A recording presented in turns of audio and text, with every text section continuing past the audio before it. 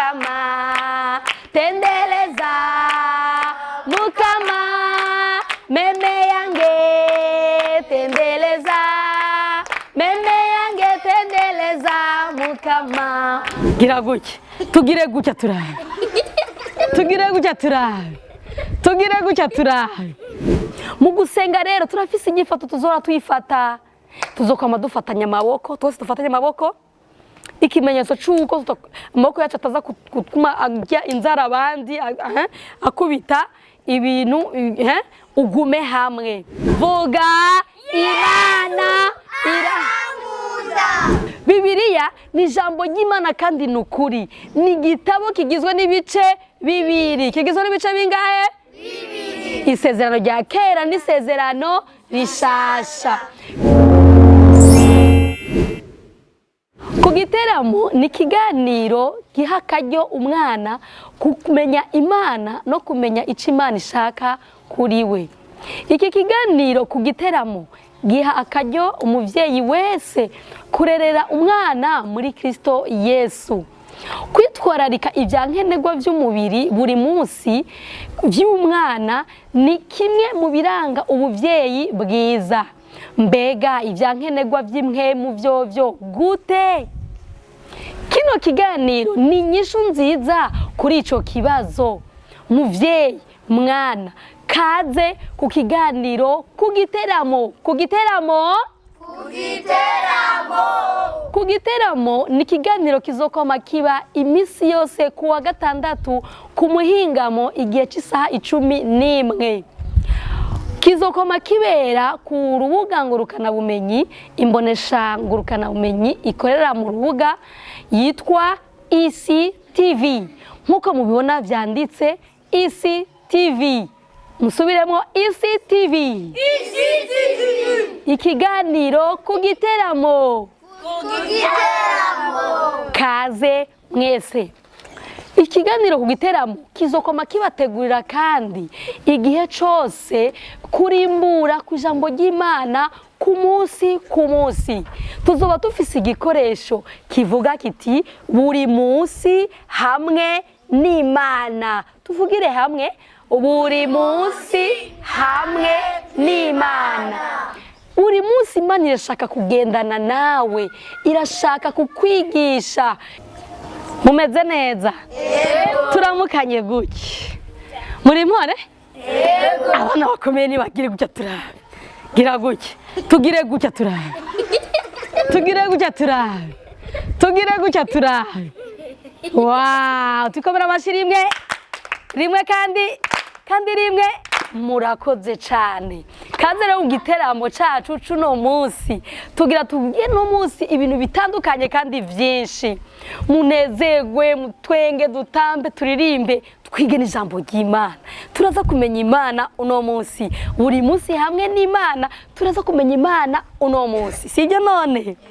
Aha, rero muri iki giteramo cacu turafise amategeko, sivyo?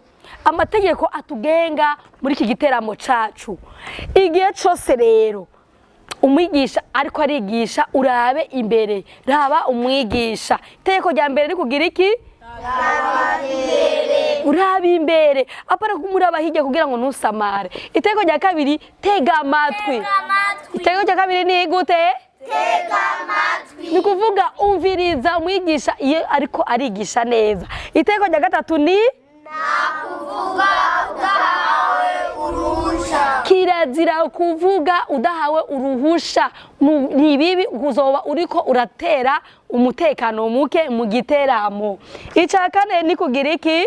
Duza amaboko yawe. Duza amaboko yawe ni kuvuga ngo ushaka kubaza uduza ukuboko gutya, ushaka kwishura uduza ukuboko gutya ngo nuze gucira amate ku bandi.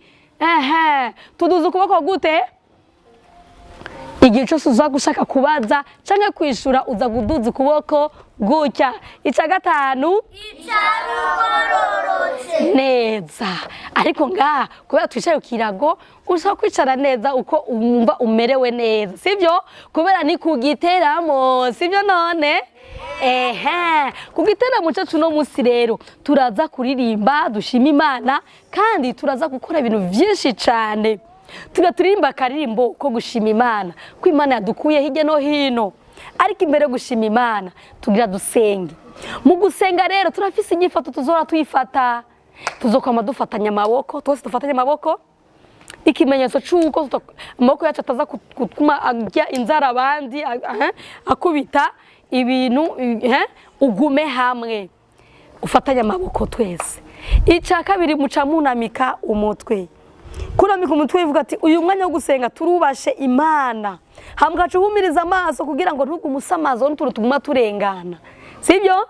Okay, tugeze inyifato yo gusenga, turasubira muri sengesho. Uhoraho Mana, ndagushimiye ko wabanye nanje kuva mu gatondo ukaba uri kumwe nanje, untahuze ico nza kwiga, ufashe mwigisha kutwigisha neza, mu izina rya Yesu, amen. Murakoze cyane. Turaririmba akarimbo ko gushima Imana. Akarimbo ko gushima Imana kari mu ndimi zibiri, kari mu Giswahili kakaba no mu kirimi c'Ikiganda. Karirimbwa gute? Muranyumviriza gatoyi ndayirimbe, sibyo? Hamwe tujana twese. Karavuga ngo ati sifu Bwana daima, sifu Bwana daima, moyo wangu sifu Bwana, moyo wangu sifu Bwana daima. Mu Kiganda naho karivuga uko nyene, mugabo mu kirimi c'Ikiganda kavuga ngo tendereza Mukama, tendereza Mukama, meme yange tendereza, meme yange tendereza Mukama. Mbega ivyiza kararyoshe cyane, ndabavuga ko karyoshe. Tushima Imana rero, turirimbe tujane rimwe kabiri gatatu. Sifu Bwana daima, sifu Bwana daima, moyo wangu sifu Bwana, moyo wangu sifu Bwana daima. Mukuri matuvuga Ikiganda nawe tukoma amashi gusa gutya rimwe gusa gutya.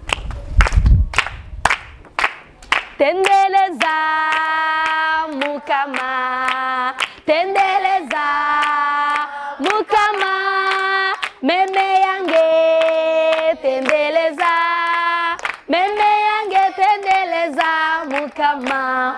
Murakoze, ni vyiza ko dushima Imana. Urazi gituma dushima Imana?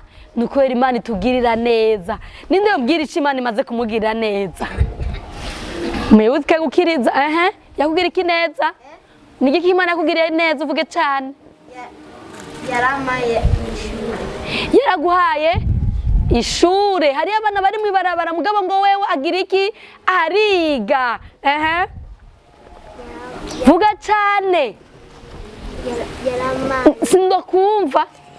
Kuramuka nco kintu ivyo bintu biri umukana bikuremwo hamuvuge cyane. Yaramaye abavyeyi. Yaramuhaye abavyeyi. Hari abana bahora batamu mu Irera. Bakatogwa n'abandi, ariko ngo abavyeyi nibo bamureze. Umva dashima Imana. Imana yamaye amakaye. Yaraguhaye amakaye kugira utangure ishuri neza. Yaramaye ubwenge. Yaramuhaye ubwenge, arazi abitora mu ishuri. Yaramaye amanota meza. Yaramuhaye amanota meza. Imana ntiyigeze intererana. Imana ntiyigeze imutererana. Avuze ijambo rikomeye, ni kuvuga ntiyigeze imutererana, ntiyigeze imuheba. Wanyuma Imana iramugaburira. Rero hari amashe yo guheza gifati warakoze Imana, murayibuka? Turasigira rimwe kabiri gatatu. Warakoze Imana. Imana yarakoze kudukorera ivyo byose mwagiye muravuga. Uno munsi turaza kwiga ku jambo rivuga ngo Imana irankunda. Tuva ku jambo rivuga gute? Imana irankunda. Ivyo byose yagukoreye ni kubera ko igukunda. Igihe cyose nza kuvuga ati vuga, muca muvuga muti Imana irankunda. twagiye vuga Imana irankunda. Imana iragukunda uko wowe uri kose, uko wowe umeze kose, Imana iragukunda. Kandi Imana nishaka ko uba kure yayo. Imana ishaka kuguma ikubona unezerewe. Imana ishaka kuguma ubona uri hafi yayo.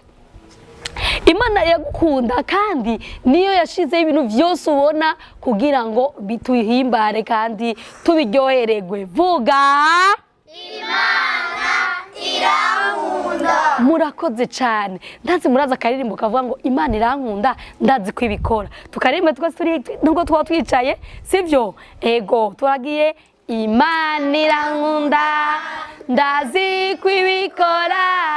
Imana irankunda, ndazi ko ibikora. Imana irankunda, ndazi ko ibikora. Ndabikomera amashi, ndidi ibirenge byanje, guzera muri Kristo, injiye mutima wanje, kuko Bibiriya ibimbwira. Yesu ntiyacumuye, Yesu ntiyacumuye, naracumuye. Yesu ntiyacumuye cyane, naracumuye. Yesu ntiyacumuye, naracumuye. Ndabikomera amashi, ndidi ibirenge byanje, shize ukwizera muri Kristo, injiye mutima wanje, kuko Bibiriya ibimbwira. Yesu yarampfiriye, Yesu yarampfiriye, ubu ni muzima. Yesu yarampfiriye, ubu ni muzima. Yesu yarampfiriye cyane, ubu ni muzima.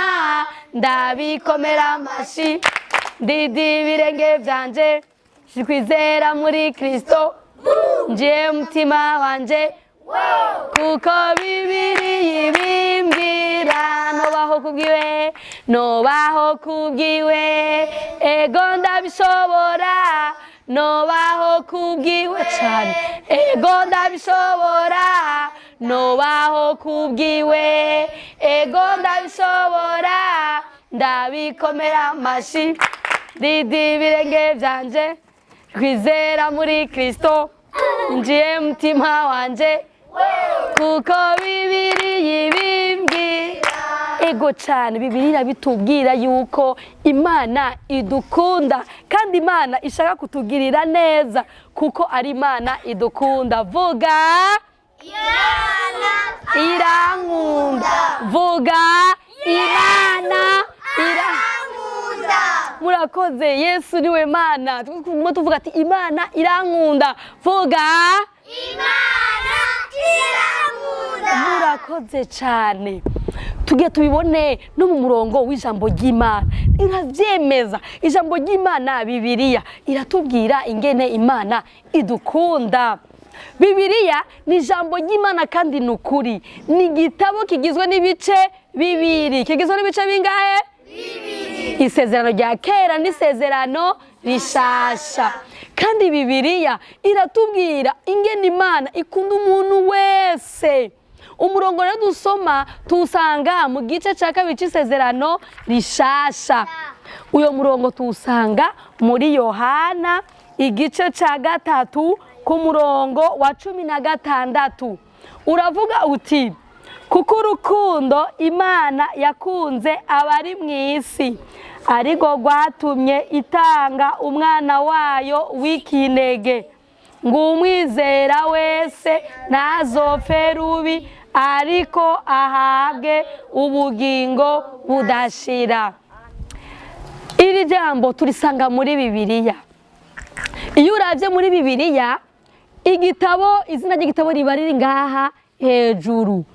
Igice naco kiba ari igiharuro kinini cirabura gose. Umurongo nawo aba ari kaharuro gato kari hagati mu majambo, ucubona 16, kuko urukundo Imana yakunze abari mu isi. Mu kuvuga rero uyu murongo wacu uno munsi turaza kuvuga turiko turakora n'ibimenyetso, sivyo? Ijambo ry'Imana yatubwira ngo kuko urukundo Imana yakunze abari mu isi. Ngo abari mu isi ni bande? Ni jewe, ni wewe, n'abantu bose, mama papa abandi bose, abo ni Imana irabakunda n'abari mw'isi, ngo rwatumye itanga umwana wayo w'ikinege. Ubwo rukundo Imana yakunze yaremeye itanga isezerano umuntu ko izokiza umuntu, ikatanga umwana wayo Yesu Kristo aze mw'isi acungure abantu. Hanyuma ngo umwizera wese ntazopfe rubi, ngo umwizera ni kuvuga iki?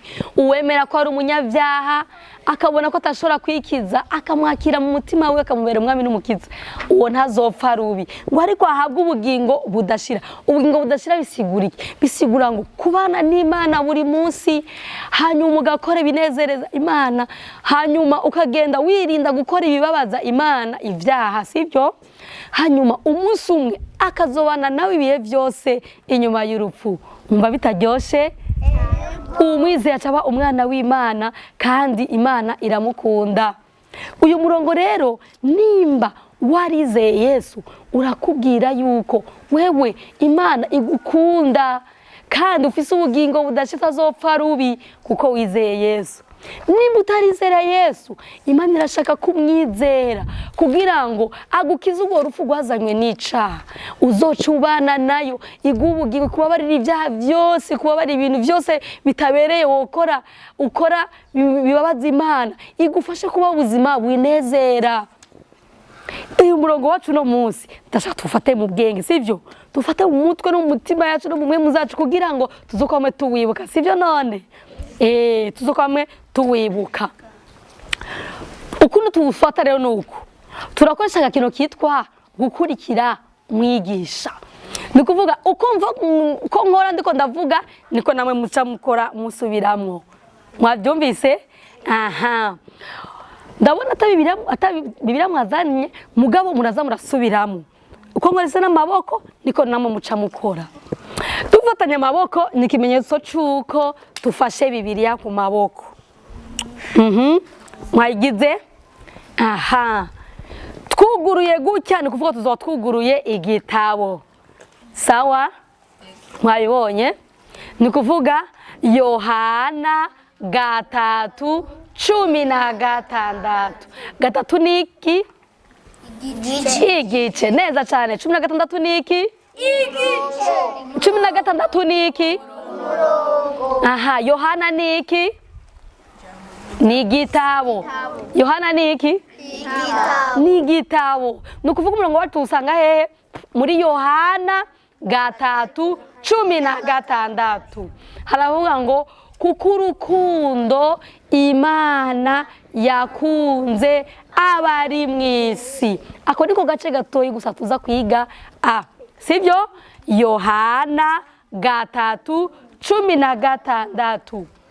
Kuko urukundo Imana yakunze abari mw'isi. Igihe cyose tuza tuvuga aho wanditse, tukavuga ivyanditswe, tugahereza tuvuga aho wanditse. Twabikurikiranye? Okay, umurongo wacu turawusubiramo. Yohana 1:2 twese. Yohana 3:16. Kuko urukundo Imana yakunze abari mw'isi. Yohana 3:16. Ninde umbwira wenyene umenye ashaka kuvuga wenyene? Yohana 3:16. Urukundo Imana yakunze abari mw'isi, ariko rwatumye itanga umwana wayo w'ikinege, umwizera wese ntazapfe rubi, ariko ahabwe ubugingo budashira. Amen. Byanditse? Yohana 3:16. Tumukome amashyi rimwe neza cyane. Nawe? Yohana 3:16 avuga urukundo Imana yakunze abari mw'isi, ariko rwatumye itanga umwana wayo w'ikinege, umwizera wese ntazapfe rubi, ariko ahabwe ubugingo budashira. Amen. Murakoze cyane. Tumukomere amashyi rimwe. Okay, tuvugire rimwe twese rero. Yohana 3:16. Kuko urukundo Imana yakunze ariko rwatumye itanga umwana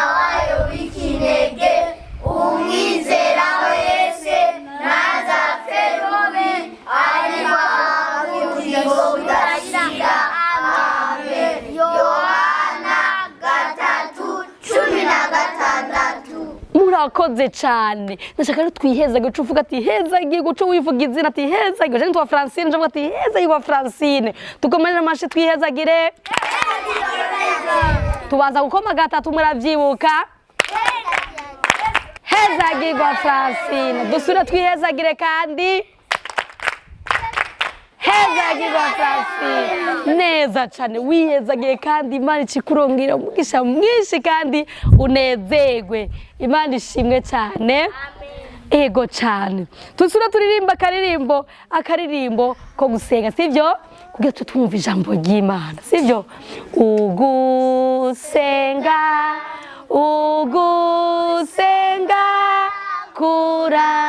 kuramfashi bihe vyose kunshikana kuri data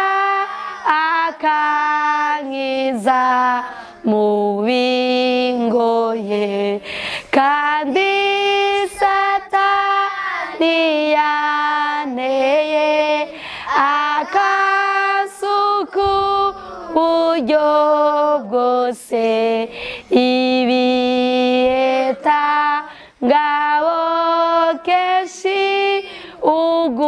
ugusenga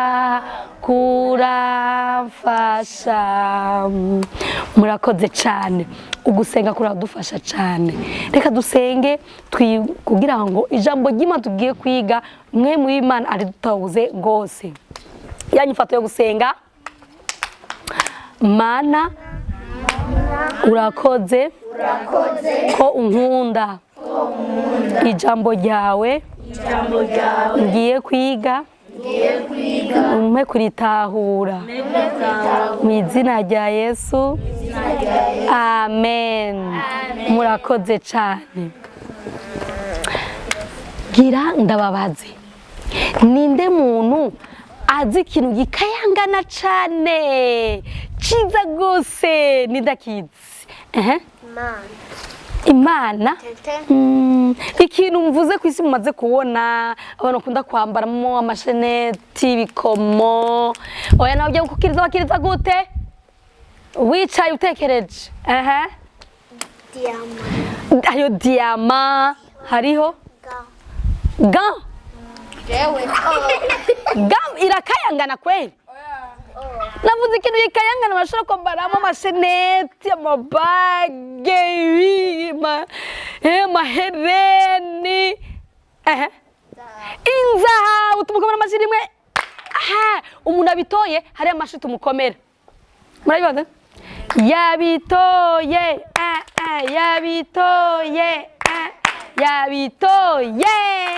mutumbereza kandi mubivuge cyane sibyo twagiye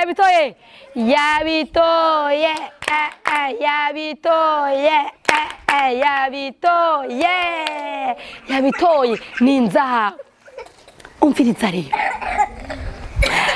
Bibiriya ijambo ry'Imana riratubwira ku kindi gisagara gikayangana nk'inzahabu gikayangana gute nk'inzahabu Bibiriya tubwira ngo hari amabarabara y'inzahabu y'ibirahuri akayangana ngo ayo mabarabara rero ngo ari muri ico gisagara co mw'ijuru ngo aho rero ni Imana iba Imana irakunda umuntu wese irashaka ko umuntu wese abana nayo muri ico gisagara ciza vuga Imana irankunda vuga Imana irankunda Imana iragukunda irashaka ko nawe muri ico gisagara kikayangana ubayo Imana muri ico gisagara ibamo iratunganye nta kintu kibi yiyumvira nta kintu kibi ivuga nta kintu kibi ikora mbega ivyo bintu tuvyita iki icaha mukomere amashyi rimwe icaha ni ikintu kibi kigushira kure y'iki y'Imana ariko ico kintu ntikiba ahantu kuko Imana yera itunganye iragororotse Imana kandi n'Umuremyi yararemye ibintu vyose kwisi Imana yararemye ibiti Imana yararemye ibyo byose amazi iyo nyote ukanywa amazi uca wumva gute yararemye imihwi, yararemye imicungwe. Mwari mubizi ko ivyo byose yabiremye kubera gukunda? Kubera gukunda. Mwibuke ijambo ry'Imana twize ryatubwiye ngo, ryatubwiye gute? Kuko urukundo mugezaho nyene ntaco, ngo kuko urukundo Imana yakunze abarimyi. Ni kuvuga Imana yarakunze abantu bose. Imana iragukunda ukuri kose. Kubera iki? Ko yakuremye, yararemye n'ibintu bisa Imana n'Umuremyi. Ariko Imana iratunganye, iragororotse, ntibana n'icaha, ntikora n'icaha, ariko niba muri ico gisagara kikayangana ciza. Imana mu kuremya ivyo bintu vyose yabiremye ifise umugambi mwiza. Imana kandi yararemye abantu ba mbere, umupapa wa mbere n'umama wa mbere babaho. Ndazi ko amazina yabo mubazi. Umupapa wa mbere Imana yaremye yitwa gute? Adamu. Neza cyane. Umumama wa mbere Imana yaremye yitwa gute? Eva. Aba bantu rero Imana yabaremye ibakunda cyane gose, yarabahaye kubaha gutegeka ibintu byose biri ku isi. Muraze kandi Imana yabahaye, yarababwiye ati nimwita amazina ibikoko byose. Nindambwira amazina y'ibikokazi? Chevale ni iki mu Kirundi? Ifaransa. Lion ni iki mu Kirundi? Intambwe. L'elephant ni iki mu Kirundi? Inzovu. Ana dufise abafaransa gusa hano. Mana yanje. Chien ni iki mu Kirundi? Imbwa. Oha utavuze? Akayabu. Sohe. Imbeba. Ivyo byose nibikoko Imana yagize iki? Yaremye icibwira Adamu ati uvyita amazina.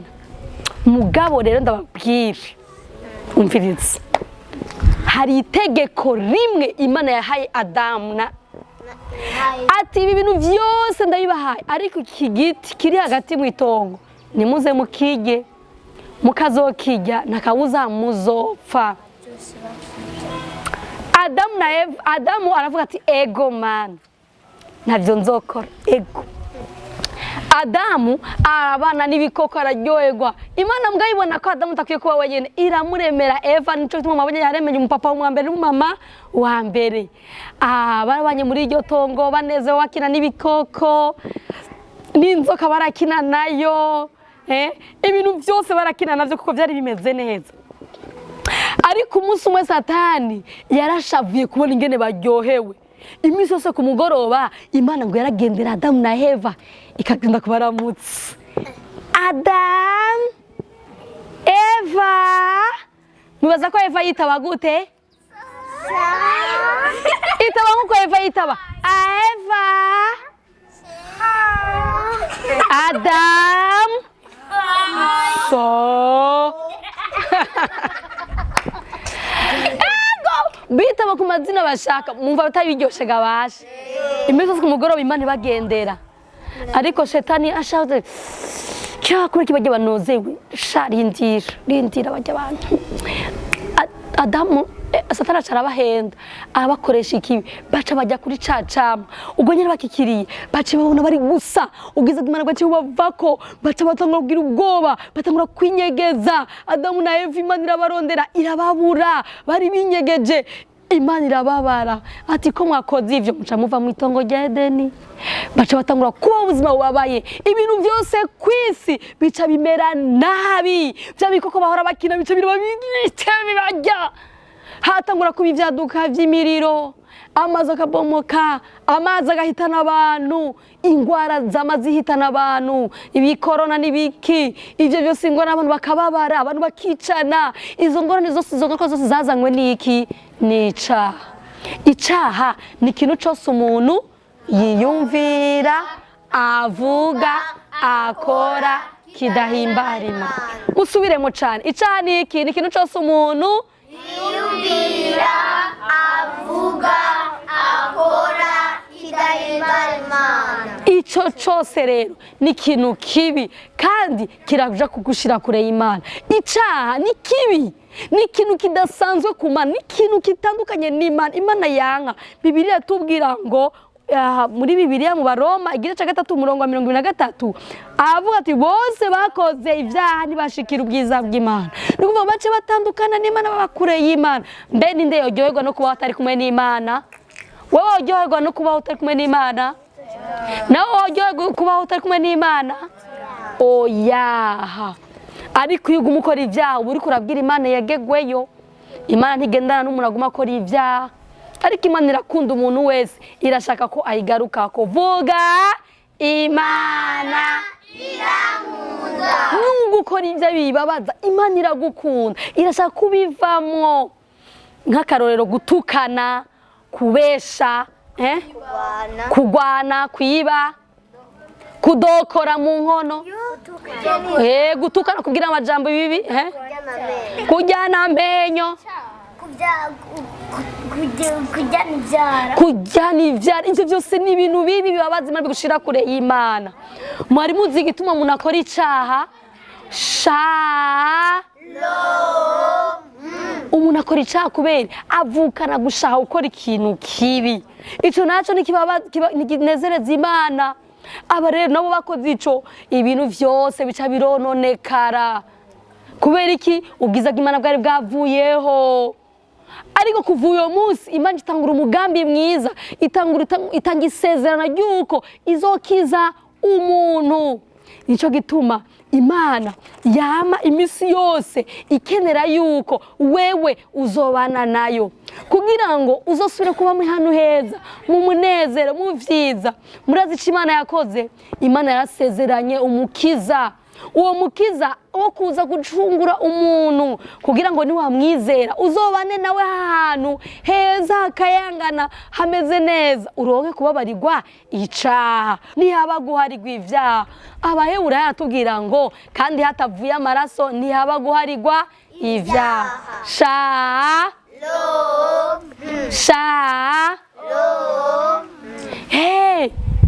Hatavuye amaraso ntihaba guharirwa ivyaha. Yesu yatanze amaraso kugira ngo ubabarirwe. Yarabambwe ku musaraba, arapfa, arahambwa. Ku munsi ugira gatatu Yesu yarazutse. Ku munsi ugira kangahe? Gatatu. Twese tugire gute? Ku munsi ugira kangahe? Gatatu. Yesu yaragize iki? Yarazutse. Kugira ngo uronke ubugingo budashira, uzobane nawe umunsi umwe mu bwami bwiwe.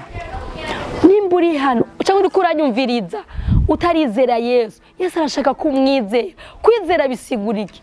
Kwemera kuri umunyavyaha, ugasaba imbabazi Imana, ukasaba imbabazi Imana kuri umunyavyaha, ukamera kwizera ko Yesu ari we wenyene ashobora kugukiza ivyaha vyawe. Yapfuye ku musaraba kubw'ivyaha vyawe, yatanze amaraso yiwe kubw'ivyaha vyawe, ukamuhamagara akaba mu mutima wawe, akubera umwami n'umukiza. Ugasaba imbabazi Imana, ugasaba Imana iguhe mwemu wayo agufashe kubaho ubuzima buyihimbara. Kuva uwo munsi ucuba umwana w'Imana. Nashaka munamike imitwe yanyu umugara amaso. Ijambo ry'Imana riratubwira muri Yohana igice ca mbere umurongo wa 12 ngo ariko abamwakiriye bose yabahaye ububasha bwo gucika abana b'Imana. Abamwakiriye ni kuvuga abamwizeye, abemeye ko abanyavyaha bakemera ko Yesu ashobora kubakura kw'ivyaha, bakamwizera mu mutima, arababarira akaca bagira abana biwe. Ndazi twese turashaka kugendana n'Imana buri munsi, kandi turashaka kuba ubuzima buhimbara Imana. Nimba ushaka kumwizera, ubinyerekeye mu kuduza ukuboko kwawe kukuryo. Wowe wamanitse ukuboko kwawe, usubire hamwe nanje iri sengesho. Uti Mana, menye ko ndi umunyavyaha, ngirira imbabazi, ndizera ko Yesu yapfuye ku musaraba, atanga amaraso yiwe, arahambwa, arazuka, ndonka ubugingo, umfashe kubaho ubuzima bukunezereza. mbe umwana wawe. Amen. Reka ndabasengere nanje. Mana ndagushima kubw'umwana wese anyumvirije ijambo ryawe rishitse mu mutima wiwe, umufashe kwizera no kwitandukanya n'ikibi icaha cyose kuko kikubabaza, umufashe kubaho ubuzima buguhimbara, kandi umufashe gukura muri rugendo, muri iki gikorwa, muri umuryango abayemo wo kuba umwana wawe. Umuherekeze umurindi kibi mu izina rya Yesu. Amen.